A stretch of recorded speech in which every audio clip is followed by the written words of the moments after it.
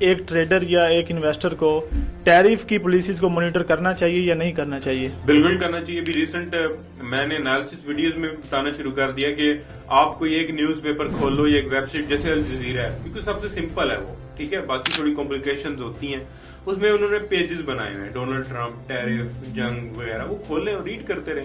اگر ٹیرف لگتے رہیں گے گولڈ بائی جاتا رہے گا, وہ سیلنگ کم از کم نہیں ہے. اگر بائی نہیں کرنا سیل بھی نہ کرنا. جنگیں ہوتی رہیں گی نہیں, جنگ رکتی ہے, جنگ بندی ہوتی ہے, اور نئی کوئی جنگ شروع نہیں ہوتی. یہ نہیں کہ وہ بھی رکی نہیں دوسری شروع ہوگی تو اس کا امپیکٹ ہو جائے گا پھر.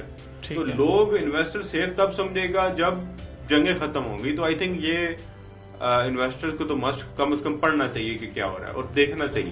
ٹھیک ہے, تو یہ ٹیرف کا سلسلہ کب تک جاری رہے گا, اس کے بارے میں بتائیں. اور دوسرا یہ کہ جب ٹیرف لگتا ہے, ایک کنٹری جب دوسری کنٹری پر لگاتی ہے, تو اس کا امپیکٹ شارٹ ٹرم ہوتا ہے, لانگ ٹرم ہوتا ہے, یا جب تک ٹیرف مطلب کہ وہ کنٹری ختم نہیں کرتی تب تک اس کا امپیکٹ ہوتا ہے؟ امپیکٹ تو کچھ چیزوں پہ تو لانگ ٹرم ہوگا, کیونکہ کچھ چیزیں جیسے آئی تھنک ایک لکڑی لمبر ہے, آئی تھنک وہ امریکہ کے پاس نہیں ہے, وہ کینیڈا سے لیتے ہیں, تو ٹیکس لگا رہے ہیں, تو وہ اس کا کوئی الٹرنیٹیو نہیں ہو سکتا. باغات لگائیں گے یا میکسیکو سے لیں گے یا کسی اور, وہ ایک الگ بات ہے. تو اگر جیسے کینیڈا ہے, تو کینیڈا کے اوپر اگر امریکہ ٹیرف لگاتا ہے اور کینیڈا اپنا آئل جو ہے, جو کہ پاسبل نہیں ہے, کسی اور ملک کو بیچتا ہے, تو پھر وہ شپنگ کاسٹ بہت بڑھے گی.